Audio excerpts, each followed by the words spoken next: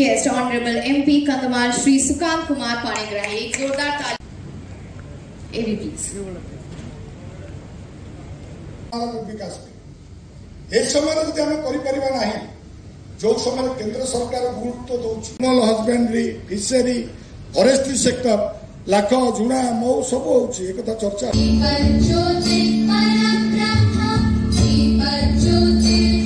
कंधमाल श्री सुकांत कुमार पाणिग्राही, एक जोरदार तालियों से हम स्वागत करने वाले हैं.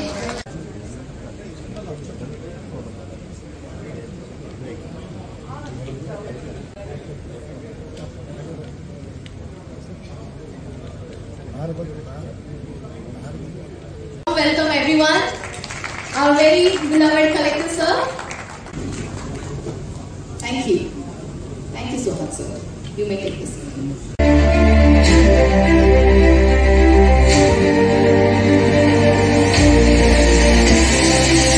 आलोचना है सब अच्छी किंतु ताको टिके आमे स्किलिंग कले ताको टिके फूड प्रोसेसिंग पैसा अभाव रही नहीं तो इन्वेस्टर मान को आह्वान करेंगे पंचायत और ब्लॉक लेवल रे करेंगे नुहे नहीं करेंगे इटे तैयारी करेंगे अंचल युवक माँ मान को तैयारी करेंगे 8 of millet in a year is more than 15,000 ton. Think about the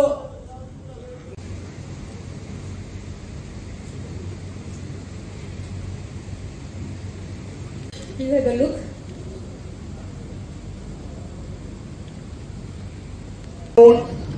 and a district which has so many things in store that we need to unravel and then actually realize. जिलापाल एवं उपजिलापालंकर परवर्ती अवस्था रे हमर आउ जने अफिसरंकर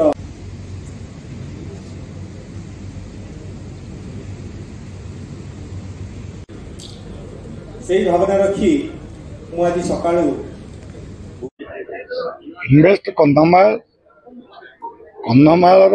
सर्वांगीन विकास पे विकास को सर्वस्पर्शी सर्वव्यापी करने इटे जो गरीबी रही जो महिला माने हाथ को काम पाऊना अन्नदाता बा चाषी मान जो समस्या रही एवं सर्वोपरि आपण देखिए युवक माने काम धंदा न पाई बाहर को जाते इन्वेस्टमेंट जो होची ये सबु वर्गर विकास पे अभिप्रेत एवं इन्वेस्टर माने जो माने आसी मन स्थिर करके आसी कारण ये सरकारी प्रोग्राम भाया केवल नुहे व्यक्तिगत संपर्क से माने संपर्कित होकर मन बल आनुषंगिक जिनिस जहाँ दरकार गोटे इंडस्ट्री पे प्रशासन सब प्रकार व्यवस्था करी तेणु से माने निजे जगह देखिए कौटे कौन सुविधा अच्छी अनुभव करेंगे एवं कंधमाल विकास रे सामिल होकर निजर सामाजिक दायित्वबोधता जो रही